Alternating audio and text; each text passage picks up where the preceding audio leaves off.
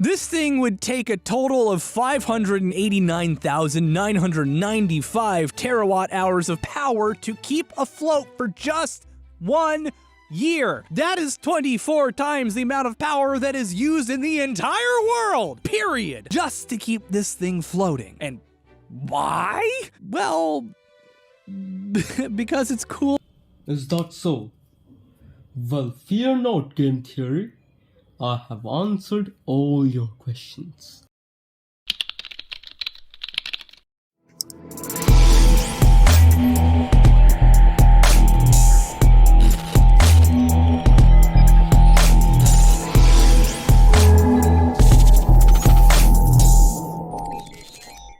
Greetings, mortals. I am back. Now, a few days ago, I was watching some YouTube videos and playing Tower of Fantasy, which, to be honest, is turning into my favorite game more and more by each passing day. Well, and then I thought, why did I started playing Tower of Fantasy, or heck, even starting to download? Yeah, there was a reason behind my downloading Tower of Fantasy. That was this Game Theory video. But now that I have played the game and am nearing the end of the currently available story, I have some explanations and answers to the questions that arose within that video. So, let's shower Game Theory with my very special and very hot flaming arrows of answers. Now, on to the question at hand. Why is Miroria, the floating city, actually floating? And why does it require, quote, 24 times the energy used by the entire world just to hover for 1 year? That is our question. And the amount of energy is really quite a lot.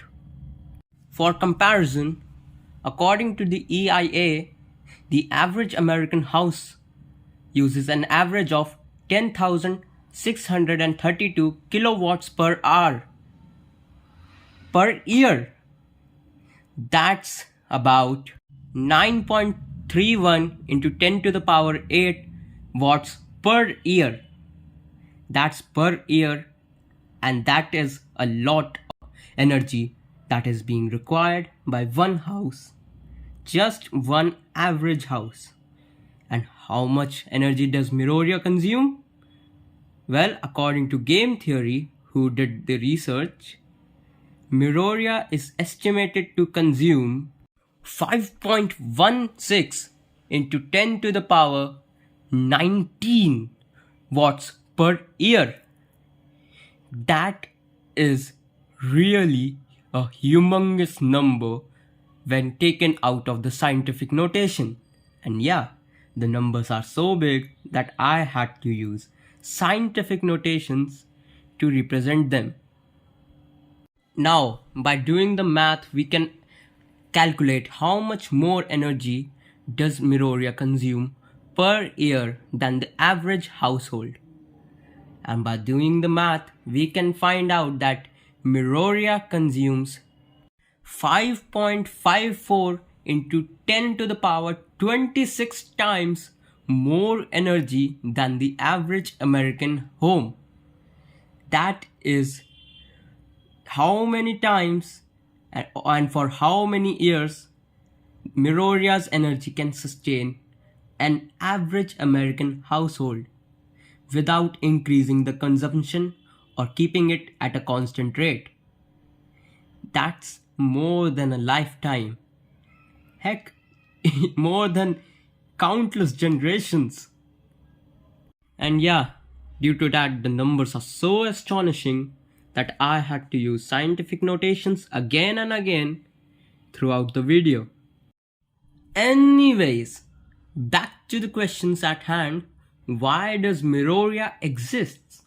And why consume this much energy just to keep a single city afloat? That's the question that was raised by Chin of Game Theory. Now, it would be fair to answer this dilemma of his, wouldn't it? This is something, my dear subjects, we find much further into the Vera storyline upon reaching the chapters of the grey space entities and the confounding abyss. Those are some heavy words. So, let's first find out what exactly are grey space entities. Although we don't know much about the origins of these entities as of now, we know that their innate ability to manipulate space and create rifts in the space are a reason that the people of Vera had to retreat back inside the walls of Miroria, much like Attack on Titan. Wouldn't you agree? Walled city and some very difficult to beat creatures outside the walls. Sounds awfully similar to Attack on Titan.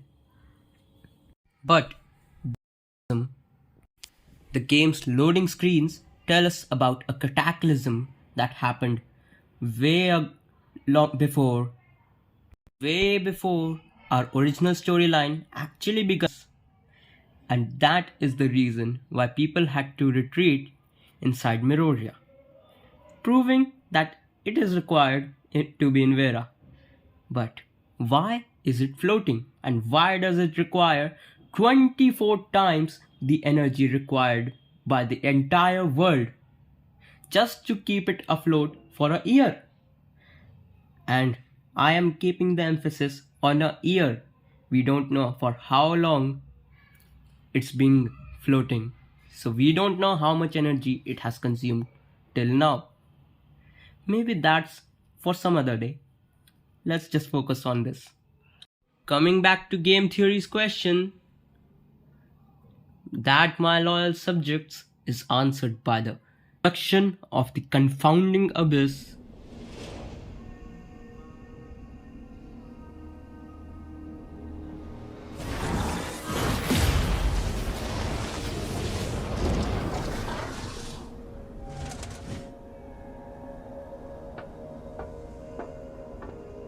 If you encounter anything more than you can handle, contact us immediately. Do not act recklessly. I will. And that reveals to us that Miroria is not just a city, it's a seal. A very large seal, in fact. And that also reminds me of some other thing that I have read and seen in literature. The Monkey King, who was sealed under a boulder. Two of the fantastic series both have their references in this one video. Sounds like a success to me. Now, Miroria is a seal for not just anything, but the alien lands of the confounding abyss that are present right underneath Miroria. And what's funny is that Miroria's citizens are living blissfully just above the hive of their dear enemies. That is quite the irony. But instead, they are also being used to seal the very crater from which the enemies come in from. That's going in a roundabout way. Just forget it. But now I will crush your hopes with the answer to why Miroria is floating. And although it is a little anticlimactic, but it's necessary.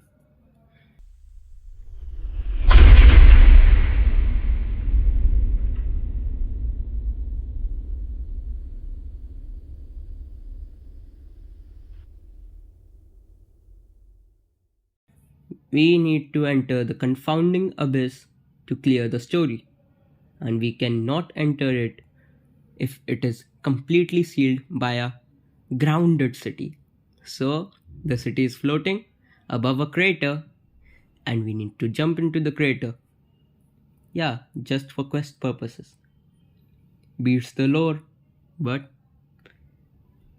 That answers the question, does it not?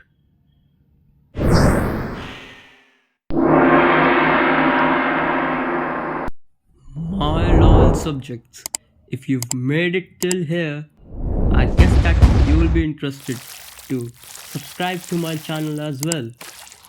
And if you are considering subscribing, please like it as well. And share it amongst your friends to remind them that there exists a greater plane far beyond the reach of mankind. A world of demons, a world of games. See y'all later.